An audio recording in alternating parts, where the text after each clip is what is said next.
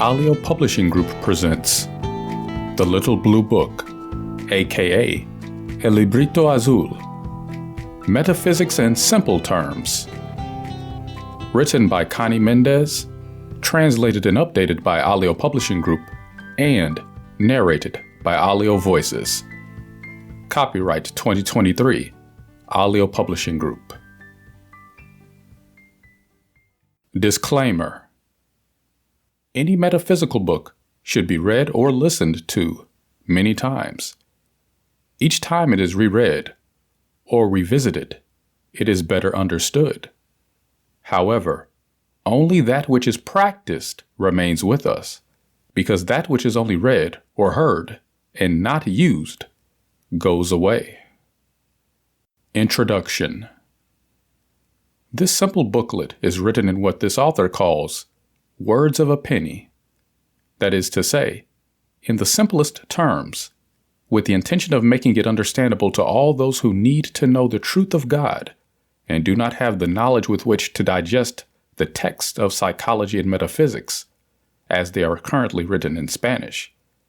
Every time we hear or read something new, unknown to us, it awakens cells that were asleep in our brain. The second time we stumble upon that new idea, we understand it a little better. The cells start working on the idea. Soon after that, light is made in the mind, meaning we accept the idea, adopt it, and put it into practice automatically. This is how we awaken, learn, evolve, and advance. It is not necessary to make superhuman efforts to get things into our heads. It is a natural process. However, we must be willing to reread, and reread again until we feel that what we have learned is automatic. That is all. Carry a copy of this booklet with you in your purse or pocket, or a copy to listen to on your preferred device. Put another one on your bedside table.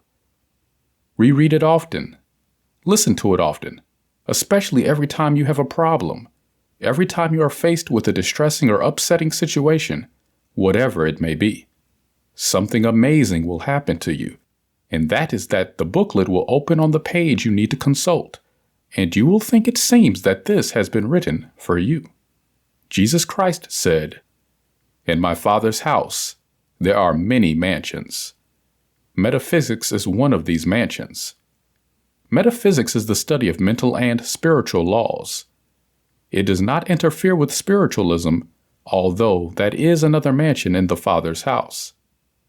May this little work bring you all the peace and prosperity which it has brought to so many others. Blessings to you. Chapter 1. Dynamic Christianity. Before undertaking any trade, the candidate who is going to perform it receives instructions or studies the technique of the same. However, there are those who undertake their task totally blind, without instructions, without technique, without compass, or design, without notions of what they are going to find. It is the human being who sets out on the task of living without even knowing what life is, without knowing why some lives are spent in opulence and satisfaction, while others are spent in misery and suffering. Some begin with all the advantages that affection can devise, and yet they are pursued by a shortcut of calamities. And the human being struggles and conjectures, all erroneous, and the day of his death comes without his having even guessed the truth of it all. Learn a great truth. What you think is manifested. Thoughts are things. It is your attitude that determines everything that happens to you. Your own concept is what you see, not only in your body and character, but outwardly in your living conditions in the material. Yes, it is just as you've heard here. Thoughts are things. Now you will see that if you are in the habit of thinking that you are of a healthy constitution, whatever you do, you will always be healthy. Now suppose you were to change your way of thinking. If you allow yourself to be instilled with the fear of disease, and you begin to get sick, you lose your health. If you are born into wealth, You may always be wealthy, unless someone convinces you that destiny exists and you start believing that yours can change according to bumps and setbacks because you are believing it. Your life, what happens to you, carries back your beliefs and what you express with words. It is a law. It is a principle. Do you know what a principle is? It is an invariable law that never fails. This law is called the principle of mentalism. If in your mind is rooted the idea that accidents lie in wait for you at every step, the infirmities of old age are inevitable, or you are convinced you possess either bad luck or good luck, whatever you normally expect, for better or worse, such will be the condition which you will see manifested in your life and in everything you do. That is the reason for what happens to you. You are never conscious of the ideas that fill your mind. They are formed according to what we are taught or what we hear said. As almost all of us are ignorant of the laws that govern life, the laws of creation, almost all of us spend our lives fabricating contrary conditions for ourselves. Observing this, one can clearly see how so many things which promised to be good turn bad. It is an inevitable effect of ignorant gropes, as if sailing blindly without a map, rudder, or compass, blaming our ills on life itself, and learning by dint of blows and blows, or attributing them to the will of the gods. With what you have heard so far, you may have realized that the human being is not what we have been led to believe. That is to say, a cork in the middle of the storm, tossed here and there according to the waves. His life, his world, his circumstances, everything he is, and everything that happens to him are his creations and no one else's. He is the king of his empire. He is the king of his empire. And if his opinion is precisely that he is merely a cork in the middle of a storm, so be it. He has believed it and allowed it. To be born with free will means to have been created with the individual right to choose. Choose what? To think negatively or positively. To be pessimistic or optimistic. To think the ugly and the bad. What produces the ugly and the bad? Or to think the good and the beautiful. And what produces the good and the beautiful, outwardly or inwardly? Metaphysics has always taught that what we think often passes into the subconscious and settles there, acting as a reflection. Modern psychology has only recently discovered it. When the human being is involved in the effects of his ignorance, that is to say, that he himself has provoked a calamity, he turns to God and begs him to deliver him from suffering. Man sees that God sometimes attends to him, and that at other times, inexplicably, he does not. It is in the latter case that his relatives might console him by telling him that we must resign ourselves to God's will. In other words, everyone takes it for granted that the will of the Creator is evil. At the same time, religion teaches that God is our Father, a Father of all loving kindness and mercy. Do you see how these two theories do not agree? Does it seem like common sense to you that an all-loving, infinitely wise Father could feel and express ill will towards his children? We mortal fathers and mothers could never attribute to any child the crimes we attribute to God. We would not be able to condemn to eternal fire a creature of our blood for a natural fault of his mortal condition. And do we consider that God is capable? That is to say, without our being clearly conscious of it, we are attributing to God the nature of a capricious and vengeful magnate, full of ill will, dependent on our least infractions to inflict on us punishments out of all proportion. It is natural to think this way. When we are born, we live ignoring the rules and basic laws of life. We have already identified the reason for our calamities. We produce them with our thoughts. It is in this manner that we are made in the image and likeness of the Creator. We are creators. Creators, each of us, of our own manifestation.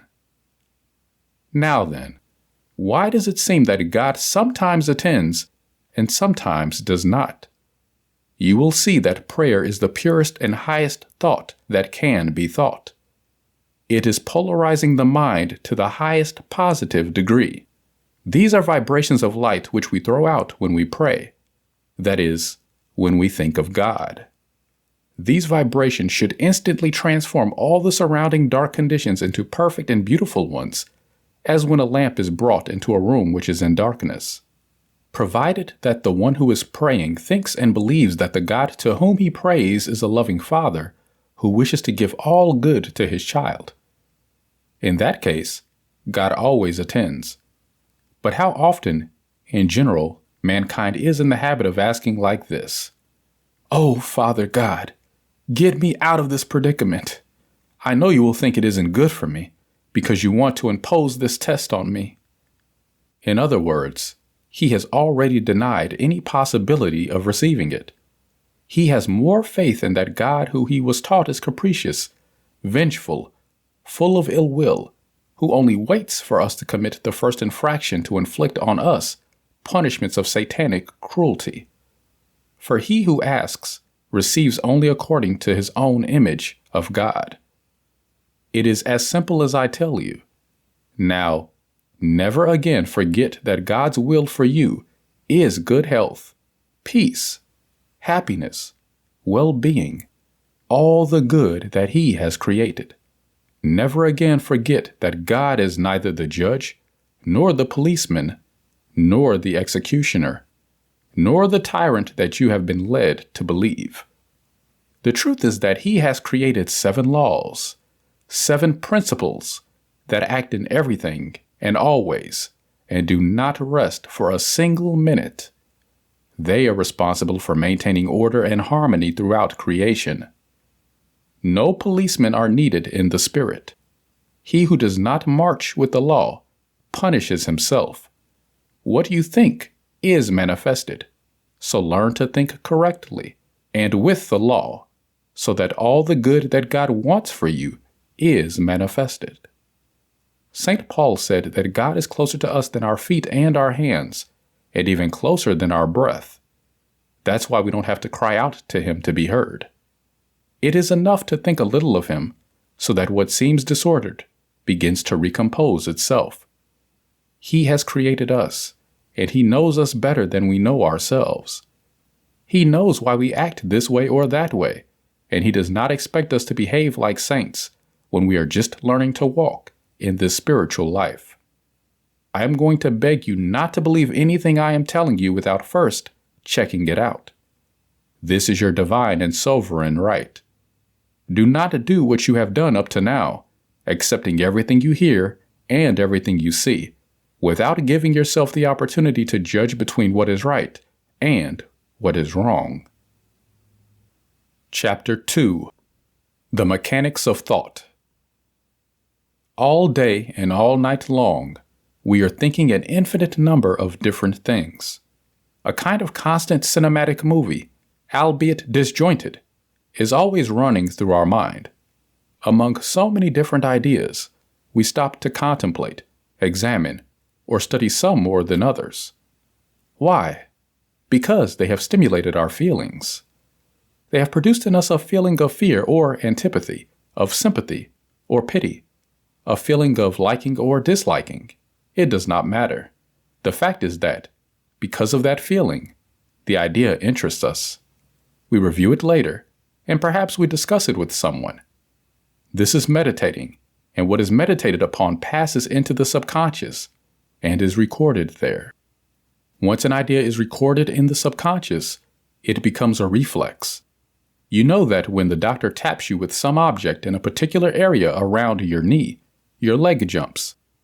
You have been touched in a sensitive spot, and you have reacted, haven't you? In the same way, every time something happens in your life that refers to one of the ideas that are engraved in your subconscious, the reflex reacts in the exact way it was engraved. You adopt an attitude in accordance with the original feeling you felt when you first thought of that idea. Metaphysicians call this a concept, that is, a belief or conviction.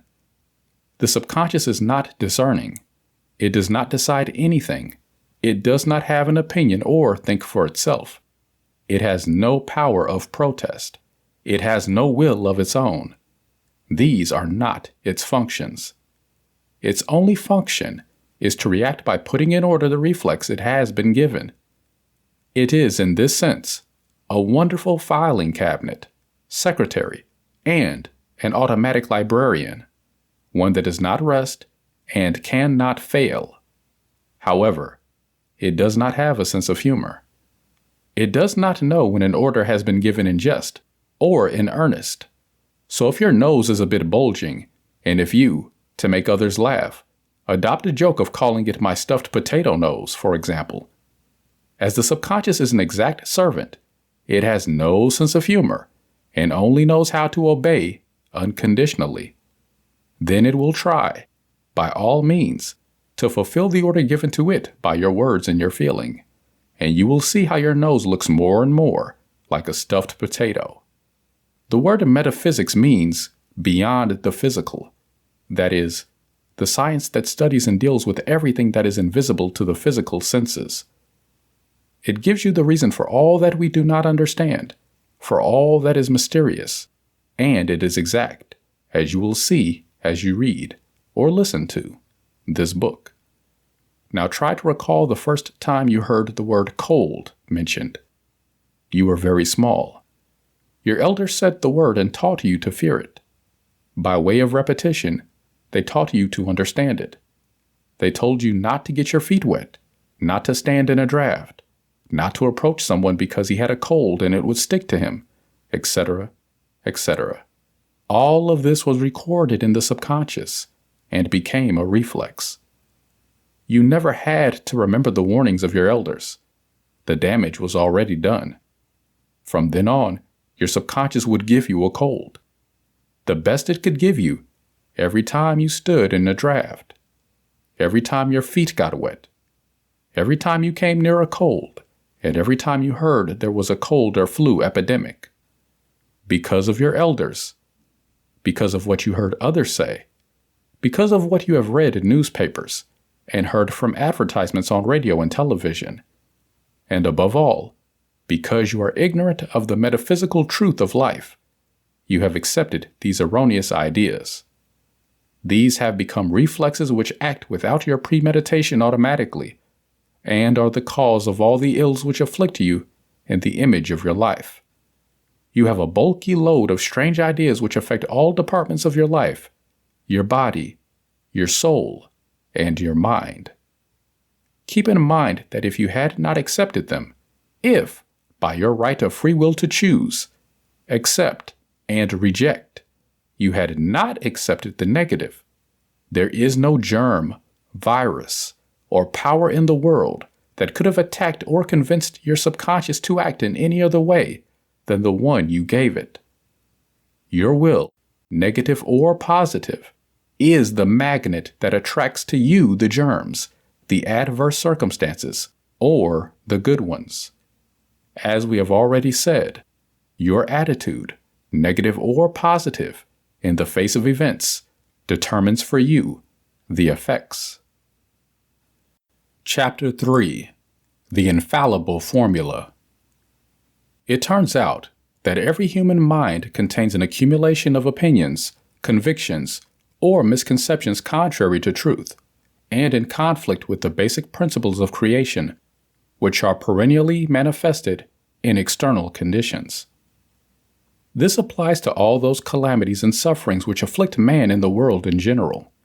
Diseases, accidents, ailments, quarrels, disharmonies, deficiencies, failures, and even death. Happily, none of this conforms to the truth of being. Fortunately, there is a way to erase all these false beliefs and replace them with correct ones, which will not only produce positive, good, happy, right conditions and circumstances, but once the error is corrected and the truth is established in the subconscious, the negative things can never happen again in our lives. The order has been changed. The magnet has changed its pole. It is absolutely impossible to attract anything that does not already find its correspondence in us. The infallible formula is the following. Every time something undesirable happens to you, that you get sick, that an accident happens to you, that you are robbed, that you are offended, that you are disturbed, if you are the cause of some evil to another or to yourself, if you are afflicted with a physical, moral, or character defect, if you dislike someone, if you detest someone, or if you love them too much and suffer for it, if you are tortured by jealousy, if you fall in love with someone who belongs to another, if you are the victim of injustice or the victim of domination by another, the list is endless. So, tell yourself what condition is affecting you. Know the truth. Thus, Jesus Christ, the greatest of all masters of metaphysics, said, "Know the truth, and it shall set you free." Truth, the supreme law, is perfect harmony, beauty, goodness, justice, freedom, health, intelligence, wisdom, love, and bliss. Anything contrary to this is appearance. It is contrary to the supreme law of perfect harmony, and therefore is a lie because it is contrary to truth. Your higher self is perfect at this moment and always has been perfect. It cannot get sick because it is life. It cannot die for the same reason. It cannot grow old. It cannot suffer. It cannot fear. It is beautiful. It is love, intelligence, wisdom, and bliss. That is truth. It is your truth, mind, that of all human beings, and right now. Not that the human being is God. Like a drop of seawater, it is not the sea, but it embraces all that forms and contains the sea to an infinitesimal degree. And to an atom, that drop of water is a sea. Whatever you are manifesting, anything that is happening to you that is contrary to perfect harmony, or anything that you yourself are doing or suffering that is contrary to perfect harmony, is due to an erroneous belief that you have created, that you know. Consequently, you are reflexively throwing outward and attracting its equal from the outside. It has nothing to do with your higher self. It is still perfect. Your conditions and your situation are perfect. Now, in each of the circumstances listed above, you must remember that what I have just told you first of all, and then say mentally or out loud, as you wish, "I do not accept it." Say it firmly, but with infinite gentleness. Mental works do not need physical strength. Neither thought nor spirit has muscles. When you say, "I do not accept it," do it as if you were saying, "I do not feel like it." Say it calmly, but with the same conviction and firmness, without shouting, without violence, without a movement, without abruptness. After you have said, "I do not accept it," remember that your higher self is perfect, and its conditions are perfect. Now say, "I declare that the truth of this problem is harmony, love, intelligence, justice, abundance, life, health, etc." Use whatever is the opposite of the negative condition which is manifesting at that moment. Thank you, Father, for you have heard me. It will not do you any good to blindly believe what you've just read or heard. You will have to check it out for yourself. In metaphysical language, this is called the treatment. After any treatment, you have to maintain the attitude you have stated. You cannot allow doubt to enter about the efficacy of the treatment, nor can you re-express in words the concepts, opinions, and beliefs of before, because that destroys and nullifies the treatment. The purpose is to transform the mental pattern which has been dominating in the subconscious. That is, the mental climate in which you have been living, with all your series of negative circumstances. St. Paul said, "You are formed by the renewing of your mind."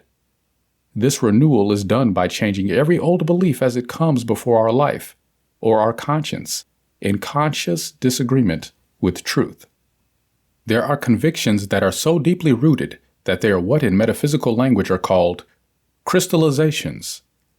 These require more work than others, but every denial and affirmation made with respect to these crystallizations erases the original design until it disappears completely, and nothing remains but truth. You will see miracles occurring in your life, in your environment, and in your conditions.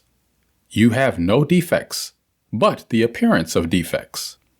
What you see as moral or physical defects are transitory, for as you know, the truth of your true self, your Christ, your higher self, is a perfect child of God, made in the likeness of the Father. The imperfections you are presenting to the world begin to fade away. It is a verifiable fact. Any student of Christian metaphysics can corroborate what I have just told you. This is the great truth. Never forget it, and start practicing it now. The more you practice it, the more you will realize it, the more you will advance, and the happier you will feel. Remember, you are unique, like your fingerprints. You were created by unique design, for a special purpose that no one else but you can fulfill. It has taken you 14,000 years to evolve to where you are today. God's expressions are infinite. You and I are only two of those infinite expressions. Your Christ is an intelligent being who loves you deliriously and has been waiting for centuries for you to recognize him. The time has come. Speak to him, ask him, and wait for his answers. He is the only guide and master for you. When you come to understand, accept, and realize this truth, it will be the birth of Christ for you. This is what is prophesied for this age. He is the Messiah. It is not that Jesus is born again now. It is that everyone will find the Christ in their consciousness and in their heart, just as it happened to Jesus. That is why he was called Jesus Christ. Chapter 4. The Decree. Every word uttered is a decree that manifests itself outwardly. The word is the spoken thought. Jesus said two things which have not been taken seriously. One was, "By your words you will be condemned, and by your words you will be justified." This does not mean that others will judge us by what we say, although it is also true, as you have seen, that the Master taught metaphysics, only that the race was not yet mature enough to understand it. On several occasions he warned that he still had many other things to say, but they could not be understood. On other occasions, he taught that he who has ears to hear, let him hear. The second reference he made to the power of the word was, "It is not what goes into the mouth that defile a man, but what comes out of his mouth. For what comes out of the mouth comes out of the heart." It cannot be expressed more clearly. I propose that you pay attention to all that you decree in a single day. Let's recall a few from our collective past. Business is very bad. Things are very bad. The youth is lost. This traffic is impossible. Service is unbearable. You can't get service. Don't leave that there or someone will steal it. That corner is dangerous. I'm afraid to go out. Careful or you're going to fall. Watch out or you're going to get killed. You'll get run over by a car. You're going to break that. What bad luck I have. I can't eat that. It hurts. My bad memory, my allergy, my headache, my rheumatism, my bad digestion. That one over there is definitely a thief. I had no other choice. Do not be surprised or complain. if by expressing it you see it happening. You have decreed it. You have given an order that must be carried out. Now remember, and never forget, every word you utter is a decree, positive or negative. If it is positive, it manifests in good. If it is negative, it manifests in evil. If it is against your neighbor, it is the same as if I decreed it against you. That is returned to you. If it is kind and understanding towards others, you will receive kindness and understanding from others towards you. And when something annoying, negative, or unpleasant happens to you, do not say, "But I did not think or fear that this would happen to me." You must have the sincerity and humility to try to remember in what terms you expressed yourself about another person. At the moment it came out of your heart, a very old concept rooted there. You must have the sincerity and humility to try to remember in what terms you expressed yourself about another person. At the moment it came out of your heart, a very old concept rooted there. Perhaps it is nothing more than a social custom, like the generalities mentioned above, and one that you really do not wish to continue using, as the feeling that accompanies a thought is what engraves it more firmly in the subconscious. The Master Jesus, who never used superfluous words, expressed it very well when he said, "What comes out of the mouth comes out of the heart." This gives us an unmistakable key to what we can do. It is, in fact, the unequivocal key. The first feeling that teaches us is fear. It is taught to us first by our parents, and then by our religious teachers. When we feel fear, our heart races. We often say, "My heart almost jumped out of my mouth," to show the degree of fear we feel at a given moment. Fear is what is behind all the negative phrases I quoted earlier. St. Paul said we are transformed by the renewing of our mind. Every time you find yourself saying a negative phrase, you will know what kind of misconception you have ingrained in your subconscious, and you will know what kind of feeling it obeys. The fear or lovelessness, cross it out, erase it by denying it as a liar, and affirm the truth if you do not want to continue manifesting it on the outside. After a short time of this practice, you will notice that your speech is different. Your thinking is different. You and your whole life will be transformed by the renewal of your mind. When you are in meetings with other people, you will become perfectly aware of the kind of concepts they have, and you will notice them in everything that happens to them. Whenever you hear negative conversations, do not affirm anything they express. Think, "I don't accept it for me or for them." You don't have to tell them. It is better not to divulge the truth that you are learning. Not because you have to hide it, but because there is an occult maxim that says, "When the disciple is ready, the master appears." By the law of attraction, everyone who is ready to go up a grade automatically approaches the one who can advance him. So don't try to be a catechist. Compel no one to receive lessons in the truth, for you may find that those whom you thought most willing are the least sympathetic with it. This is what Jesus meant when he said, "Give not that which is holy unto the dogs, neither cast your pearls before swine, lest they trample them under their feet, and turn and tear you in pieces." Chapter 5. Does faith move mountains? Why and how? Everyone knows the saying and repeats it often. They repeat it like parrots because they do not really know what it means, nor why, nor how it is that faith moves mountains. Few know that fear also moves mountains. Fear and faith are one and the same force. Fear is negative, and faith is positive.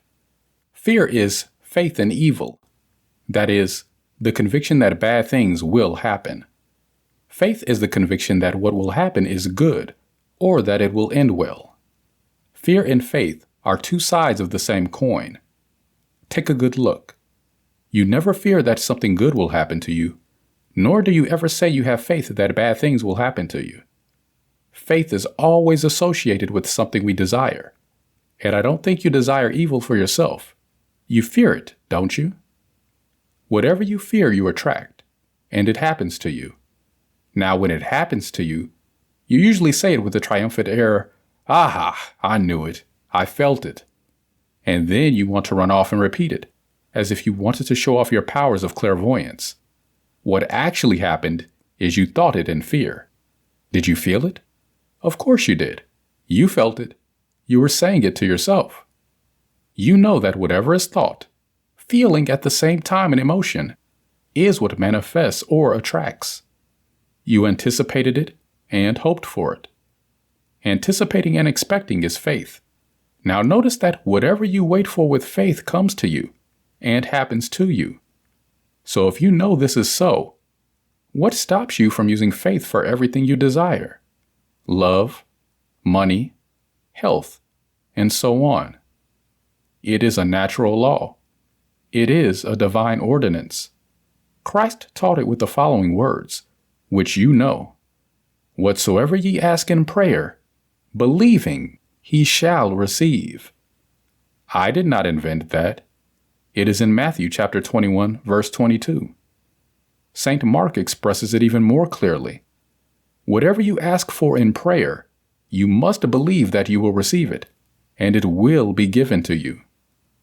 St. Paul says it with words that have no other interpretation. Faith is the certainty of things hoped for, the conviction of things seen. I have told you before that faith is the conviction of what is good. Now I will tell you that conviction comes from knowledge. Suppose you live in a province and you have never been to the capital. You want to go to the capital, and you take a train, car, or plane. You know where the capital is and how to get there. One day you head for the capital, and you use whichever means of transportation suits you best. But on the way, you're not afraid of detouring to the moon, are you? If you were a wild Indian, you would be trembling with fear because you are totally unaware of what is happening to you. But if you were a civilized person, you would go calmly, knowing that at such and such an hour, you will arrive at the capital. Ignorance of the principles of creation is what makes the world fear evil, not knowing how to use faith or even what it is. Faith is conviction assurance, but these have to be based on knowledge of something. You know that the capital exists and that you are going towards it. That's why you know you won't end up on the moon. Now you know that when you desire something, if you fear not getting it, you will not get it. If you deny it before you receive it, as demonstrated in the example given earlier with the prayer addressed to God by the generality of humans, "My God, grant me such a thing, although I know that you will not give it to me because you will think that it does not suit me." You will not obtain it because you have denied it beforehand. You have confessed that you do not expect it. Let me give you the metaphysical formula to get what one desires. It is a formula to be used for everything. Try it for yourself. Do not blindly believe me. I desire such a thing in harmony for the whole world and in accordance with the divine will, under grace, and in a perfect manner. Thank you, Father, that you have heard me. Now, do not hesitate for a moment. You have used the magic formula. You have fulfilled the whole law, and it will not be long before you will see your desire manifested. Be patient. The longer you wait, the sooner you will see the result. In patience, tension and mental insistence destroy the treatment. The formula is what in metaphysics is called the treatment. So that you will know what you have done by repeating the formula, I will explain the process in detail. By saying, "in harmony for the whole world," you have eliminated all danger of your convenience harming others, just as it does not become possible for you to wish evil for another. When you say, "in accordance with the divine will," if what you wish is less than perfect for you, you will see that something much better happens than you expected. In this case, it means that what you are wishing for was not going to be good enough, or was not going to be as good as you thought. God's will is perfect. When it says, "under grace and in a perfect way," it holds a wonderful secret. But let me give you an example of what happens when you don't know how to ask under grace and in a perfect way. A lady, in urgent need of a sum of money, asked for it on the 15th of every month. She had absolute faith that she would receive it, but her selfishness and indifference did not inspire her to ask for it with any consideration for others. The next day, a car damaged her daughter, and on the 15th of the month, she received the exact amount she had asked for. It was paid by the insurance company for her daughter's accident. She asserted the law against herself. To ask under grace and in a perfect manner is to work with the spiritual law. The law of God, which always manifests itself on the spiritual plane. There, on the spiritual plane, all is perfect without hindrance, without obstacle, without hindrance, without stumbling or harm to anyone, without struggle or effort, smoothly, all with great love. And that is our truth. That is the truth which, when known, sets us free. Thank you, Father, for you have heard me, is the highest expression of faith we can cherish. Jesus taught it and applied it to everything, from before breaking the bread with which he fed 5,000, to telling how to turn wine into his blood, giving thanks to the Father before seeing the manifestation. As you will see, everything Jesus taught was metaphysical. Whatever you desire, whatever you need, you can manifest. The Father has already foreseen everything. He has already given everything, but you have to ask for it as you feel the need. You just have to remember, you cannot ask for evil for another, because that is returned to you, and whatever you ask for yourself. You must also ask for all mankind, because we are all children of the same Father. For example, ask for great things. The Father is very rich, and he does not like stinginess. Don't say, "Daddy God, give me a little house. I only ask for a little house, even if it is small," when the reality is that you need a very big house because your family is big. Now, make your list. To strengthen your faith, make a list of the things you want or need. List the objects or things. Next to this list, make another list enumerating the things you wish to disappear, either in yourself or externally. On the same paper, write the formula I have given you above. Now read your paper every night, and do not allow yourself to feel the slightest doubt. Give thanks again every time you think about what you have written. When you see the things you have listed come to pass, cross them out. And at the end, when you see them all done, don't be so ungrateful as to think, maybe they were going to give them to me anyway. Because that's a lie. They were given to you because you asked for them correctly, and the outside accommodated to let them pass you by. Since you are already very accustomed to feeling fear, for various reasons, every time you find yourself attacked by a fear, repeat the following formula, which will erase the reflex you have engraved in your subconscious. I am not afraid. I do not want to be afraid.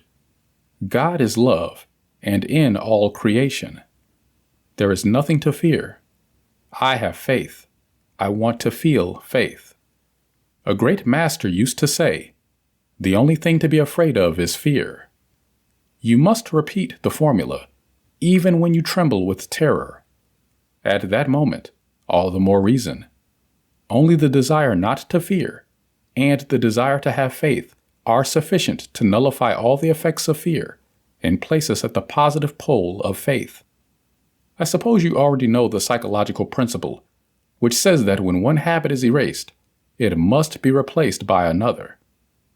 Every time an idea crystallized in the subconscious is denied or rejected, it is erased a little.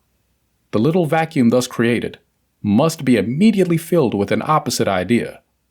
Otherwise, the vacuum will attract ideas of the same type, and which are always suspended in the atmosphere thought by others. Little by little, you will see that your fears will disappear, if you have the will to be constant, repeating the formula in all circumstances that arise. Little by little, you will see that only the things you want to happen will happen to you. By their fruits you shall know them. Jesus said. This great instrument, the power of decree, is presented to us in that extraordinary account of creation found in the first 2 chapters of Genesis in the Bible. I suggest that you take some time to read this wonderful account. As you read, you will realize that man, that is, you and I, was not created to be the fixture of circumstances, the victim of conditions, or a puppet moved by powers outside his domain. On the contrary, we find that man occupies the pinnacle of creation. Far from being the most insignificant thing in the universe, he is, by the very nature of the powers given him by his Creator, the supreme authority appointed by God to rule the earth and all created things. Man is endowed with the same powers of the Creator because he is made in his image and likeness. Man is the instrument through which the wisdom, love, life, and power of the creative spirit are expressed in fullness. God placed man in a receptive and obedient universe, including his body, his affairs, his environment, who has no alternative but to carry into effect the edicts or decrees of his supreme authority. The power to decree is absolute in man. The dominion God gave him is irrevocable.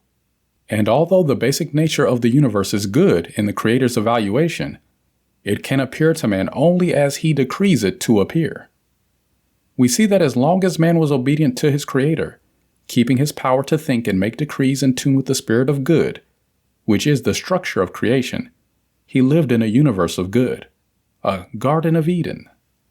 But when man fell, eating from the tree of the knowledge of good and evil, and chose to base his thinking in the use of his powers on good and evil, what as a free agent could he do? He immediately found sweat and thistles mixed with his daily bread. Since the fall, man has been busy declaring his world good or evil, and his experiences have been in accordance with his decrees. This evidently shows how the universe responds, and how complete and far-reaching are man's dominion and authority. Chapter 6. Love. This chapter is all that remains in order to complete your knowledge of the first principle of creation, the principle of mentalism, whose motto is, "All is mind." Jesus Christ said, "Ye are gods," in the Gospel of John chapter 10, verse 34. Just as creation was all manifested thought, so man, who is a potential God, creates with thought all that he sees manifested, in equality and likeness with his Creator. This you have already learned. You have also learned the mechanics of this mental creation, the character, positive or negative, of what you have created, the force, faith, or fear, which determines the character, the manner of changing the outward aspect of what you have created, denying and affirming, the power of the word, which is spoken thought, and which therefore confirms the orders you have given with your thoughts. And finally, the infallible formula for creating, manifesting, and obtaining the best, the highest, the perfect. Know the truth. In obedience to the ordinance of Master Jesus, you know that this truth is that we were created perfect by a perfect Creator, with the perfect essence of Himself, with free will to create positively or negatively. Therefore, evil is not a creation of God.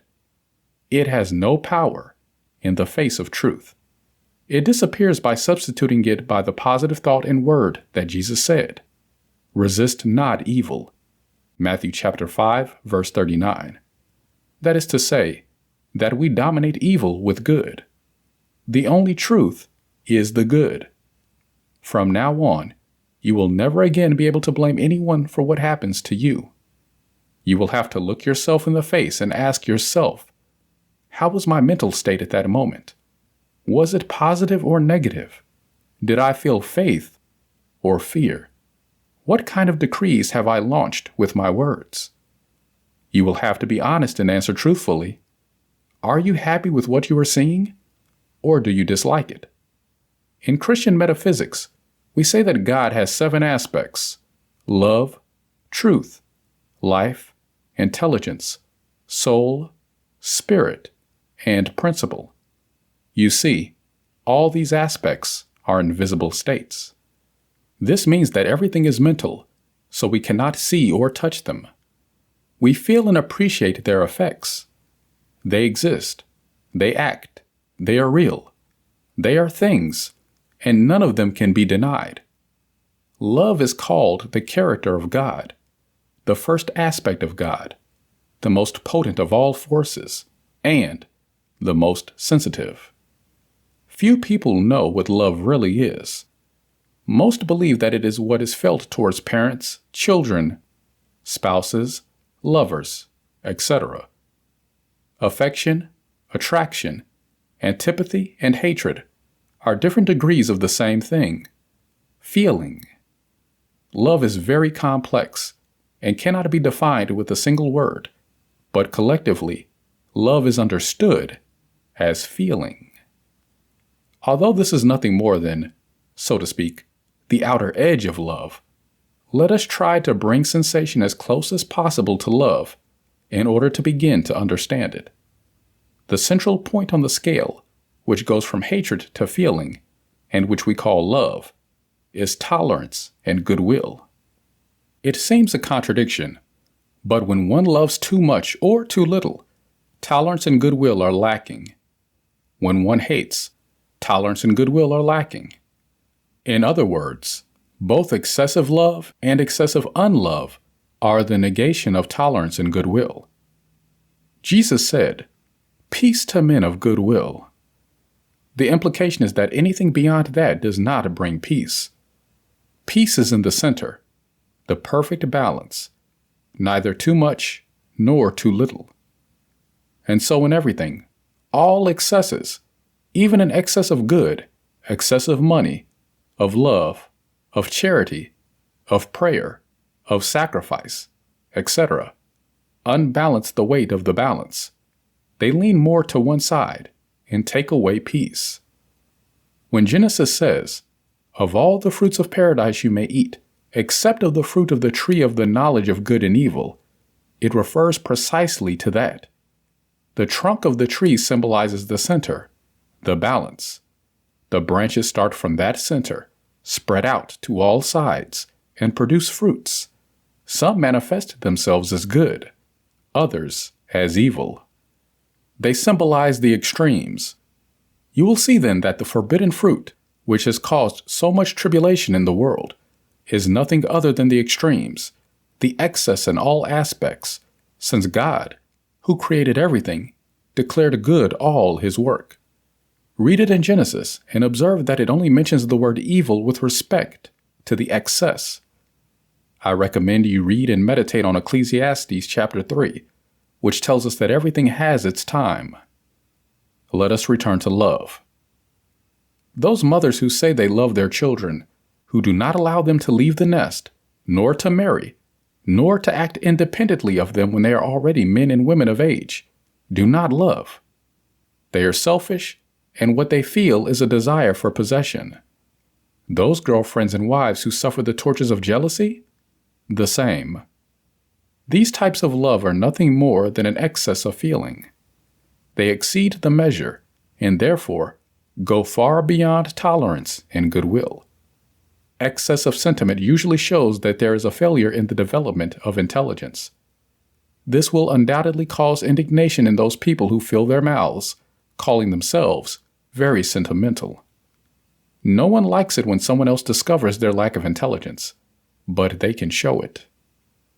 The excessive emotionality, like all excess, is bad. It is the proof that what counteracts it is missing. Excess heat, for example, is balanced by an equal amount of cold to make it bearable or unpleasant. Intelligence is cold. Emotion is warm.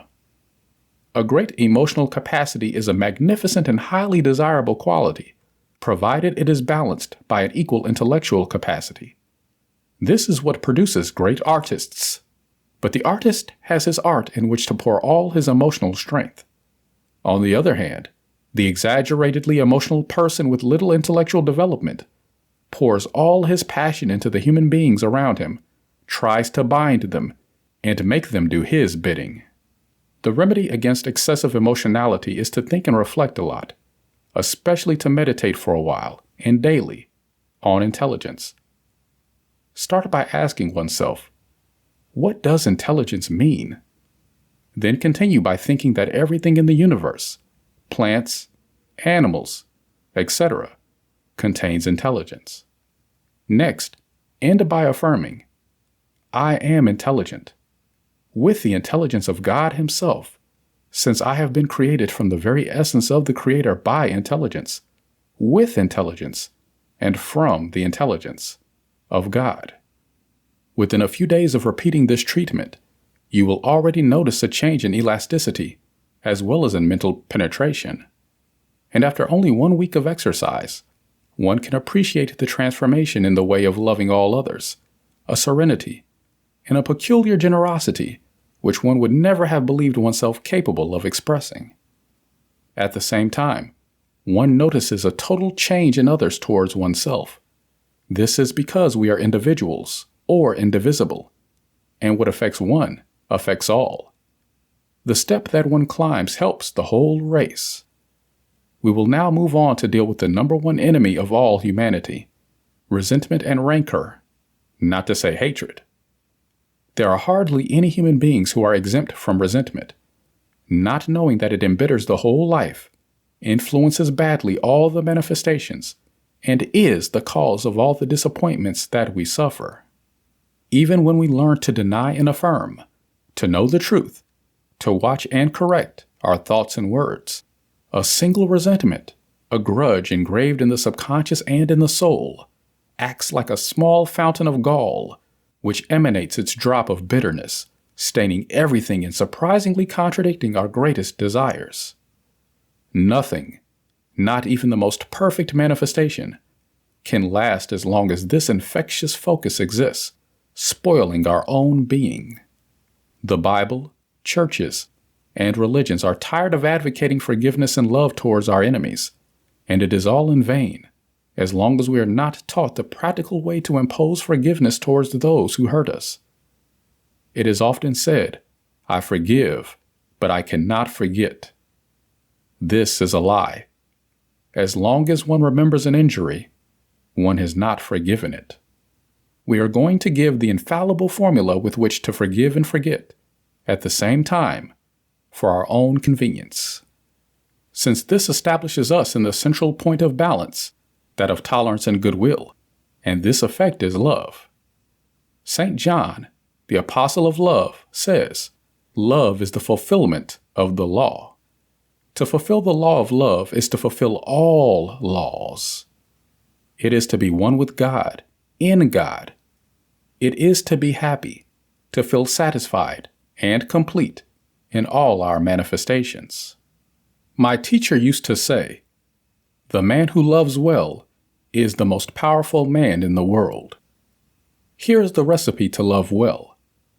Every time you feel something unpleasant towards another person, or you find yourself resenting something that was done to you, or you recognize that you have an open resentment or desire for revenge, begin to deliberately remember this. It's not about trying to forget what happened now.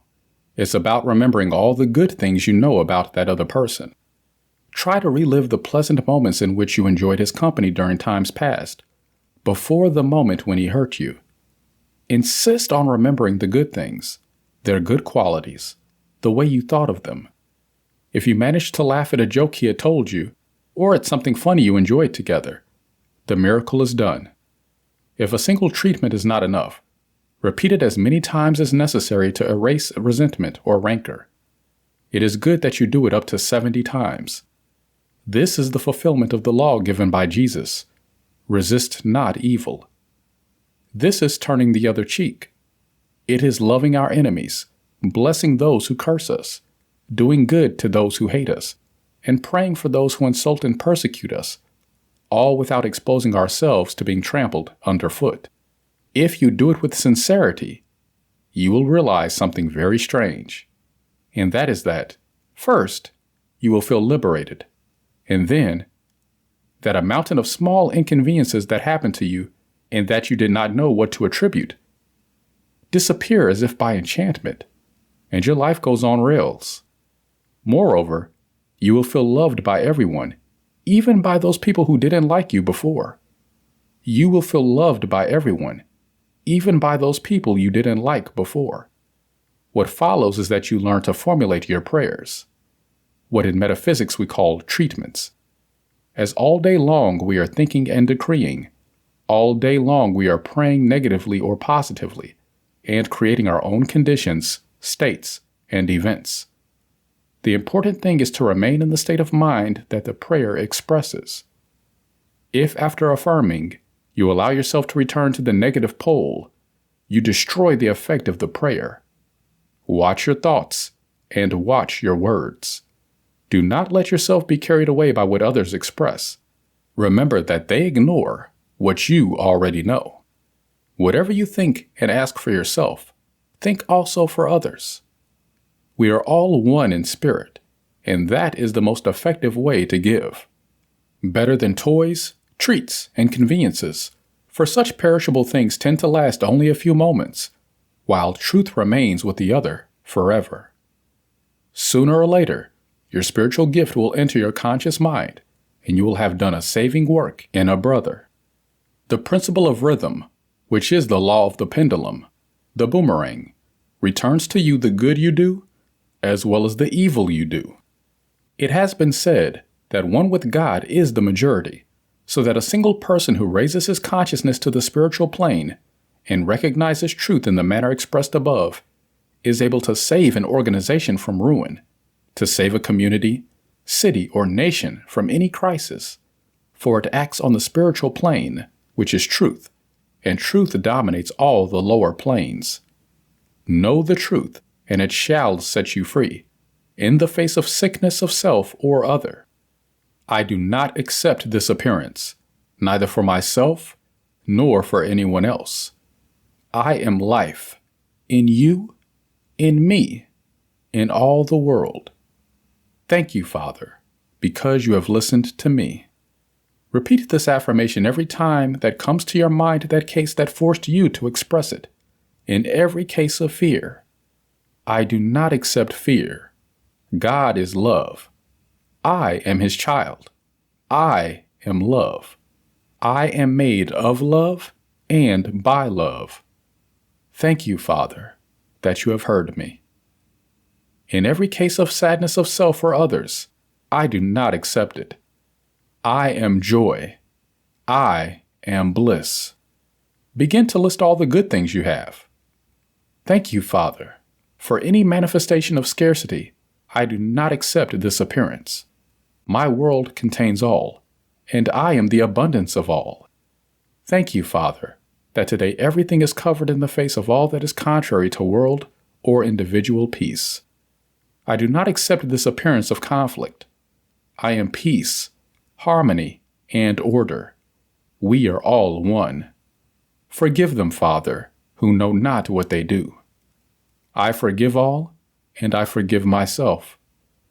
Thank you, Father, that you have heard me, and always hear me. Of the metaphysics of the 10 Commandments, we insert here only 2, the 5th and the 6th. Among the laws called of God, which you will study when you feel like learning them, there is one called the law of correspondence. It has nothing to do with letters or mail. Correspondence means, in this case, that which corresponds to something else that is equal to, as well as that which is equal to. What does this mean? This law mandates that the conditions of each plane, or of each state of consciousness, are to be found repeated on all planes everywhere. For example, we always want to know what the characteristics of the beyond are like, let's say. That beyond always refers to the plane above the earth, or to the plane below the earth. The model of this law is, as above, so below, and as below, so above. That is to say, just as on earth we have governments, schools, teachers, problems, and the way to solve them, there are hands, feet, ears, eyes. There are sounds, time, space. There are flowers as well as fruits. In short, you know what is meant. In each plane and on every plane, there is what corresponds to all that, even if those other planes are invisible to our earthly eyes. The only difference is that as you ascend in the planes, the same conditions become less dense, more spacious, let's say more pure, more beautiful, more interesting, but more complicated. This is because on each higher plane, there is one dimension more than on the previous one. This does not mean that it is difficult for us to live in the new plane after leaving the old one. No, for the same reason that it is not more difficult for a child to walk only after he has learned that nothing bad will happen to him when he lets go. Let us come to the point. The fifth commandment on earth says, "Thou shalt not kill." This teaches us that we must not kill. You should not. But why is it wrong? No one really tells you. You simply must not kill. Let's go to the plane of the beyond. There, the same law exists, only it says, "Thou shalt not kill," no matter how hard you try. Not only will you not succeed, but since the instrument finds nothing to kill, it goes back where it came from. You threw it. It hurts you or hits you. That neither pleases you nor suits you, and you will not try again. You have already learned not to kill. Now, for the moment, let us study the sixth commandment, "Thou shalt not steal." It follows the same principle. On earth, we are taught not to steal. We are simply told it is wrong. This is not clear enough either. And on the plane of the beyond, the commandment says, "Thou shalt not steal what does not belong to you." Don't even try. You can't. You can procure an equal object, but never the same one. It will not stay with you and will return to its rightful owner. On earth, these commandments seemed like prohibitions.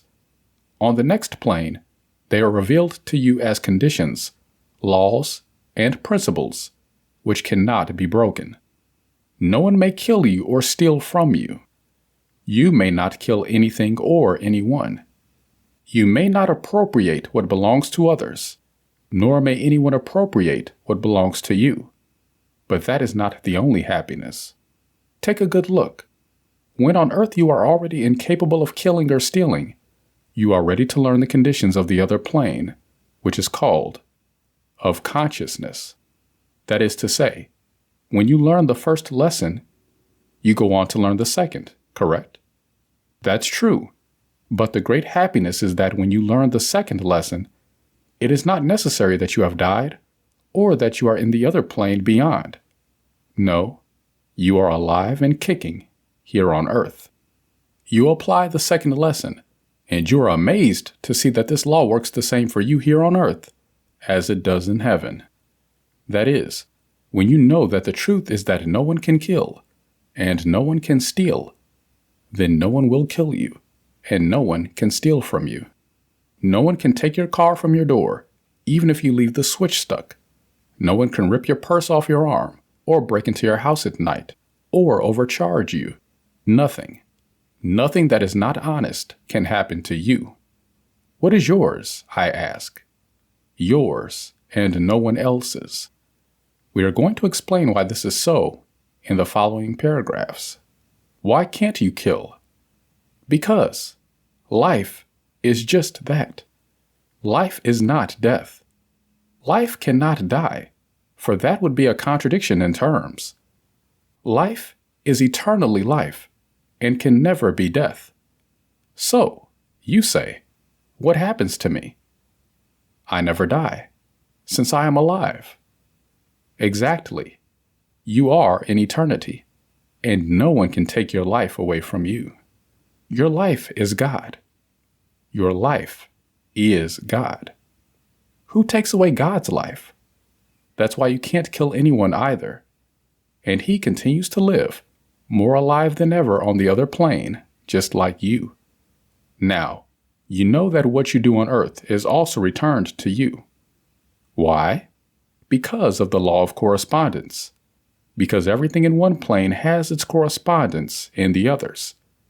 In all the others, this law says, do not do to others what you do not want others to do to you. You know the reason. If you have not yet learned to obey this law, start observing how everything you do to others, in evil or in good, is returned to you. Now, why can't you steal? What makes this law work? First, you will know that you have reached a dead end if you have not yet resolved to accept the law of reincarnation. Ah, you say, what have we here? One of our metaphysical mottos is, what you cannot accept, let it pass. But keep listening. If you don't like the idea, don't reincarnate, but you won't advance either. You will remain stagnant for the same reason that whoever does not want to accept that the sun will rise tomorrow will have to go into a closet every morning and remain locked up there during all the hours of sunshine every day. The law of evolution is an eternal experimentation in overcoming, as we have already seen above in the child who learns to walk, and who does not have to be afraid because he learns to let himself go. You know that everything changes from one thing to another, like the child who becomes a child, like the child who becomes a little turkey, like the little turkey who becomes an adult, then an old man, and then leaves the old shell here and goes to look for a new one in the hereafter. When a being dies, he finds himself in the middle of a new set of circumstances in the beyond, but he has not lost anything of value, such as hearing, sight, feeling, will, free will, the faculty to move, to communicate with others, his identity, his I. On the contrary, since there is one more dimension, one sees more, hears more, feels more, understands more, embraces more, etc. In other words, nothing of what has been acquired can be lost. It is only adapted to the new conditions of the plane. This means that on each plane, you acquire new, greater skills and knowledge. In each incarnated life, one acquires new experiences and learns to use new objects and instruments which, although material here on Earth, have their correspondence on the other invisible planes. For what kind of advantage would it be to become a finished musician in the world and not be able to externalize it on the next plane? And you have arrived at the great explanation. What you acquire, you know, the instruments you have had to employ and learn to use, like cutlery, a bed, a match, etc. On each plane, they have their correspondences. Don't forget, and these, being already yours by right of conscience, as we say in metaphysics, appear automatically in your life or lives, one after the other, because you cannot be born in a family that does not have the means to provide you with what belongs to you, by right of conscience. Many times it happens that a child comes into the world in a family lacking what belongs to him by right, and it turns out that soon the family acquires it, as if it were a great coincidence. That is why you cannot steal what is yours, nor can you take possession of what you have not earned or surpassed in a previous life. That is why the great happiness is knowing this law and these conditions. The law works on this earthly plane and on all the other planes. Therefore, you can be sure that no one can cause you losses or take anything from you, not even your husband or your wife, as long as you have not done it to someone else. So then, why be afraid? And if you have already learned that in this life, it is that you have it by right of conscience. So the way to live happily is to learn the metaphysics of the 10 Commandments. With this small gift that we offer you, you will have put your foot on the first step of happiness. I will never tire of recommending that you constantly read or listen to this booklet. Do not throw it in the drawer. Instead, keep it in your pocket or purse or backpack. Reread it or listen to it again every day, if you can. Put it into practice. Remember its instructions. And when you feel that the time has come to acquire more instruction, attend the appropriate lectures and acquire the appropriate follow-up books. It will cost you nothing. You will only pay for the books you wish to acquire, as they must be sold in order for them to continue circulating, for all who will benefit from finding them. Receive all our love. May the light of your beloved presence of the I Am envelop you, fill you, illuminate you, guide you, and accompany you. The End.